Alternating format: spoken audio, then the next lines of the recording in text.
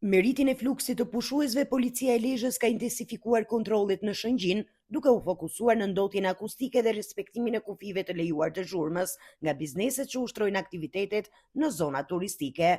Në kuadër të masave parandaluese dhe sensibilizuese, efektivët kanë zhvilluar takime informuese me administrator biznesesh dhe persona fizik, aktiviteti të cilëve shoqërohet me transmetim muzike.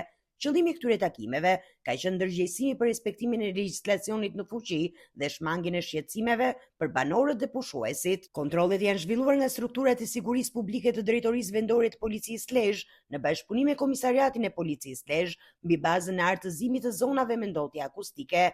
Gjatë inspektimeve janë përdorur matës të posaçëm të zhurmës për të verifikuar nivelin e muzikës në ambiente të hapura dhe të mbyllura. Sipas policisë, të gjitha subjektet e kontrolluara kanë rezultuar brenda kufive të lejuar nga ligji. Po ashtu, është verifikuar dhe respektimi i orarit të transmetimit të muzikës në ambiente të hapura në zonat e banuara, i cili lejohet nga ora 11 deri në orën 24.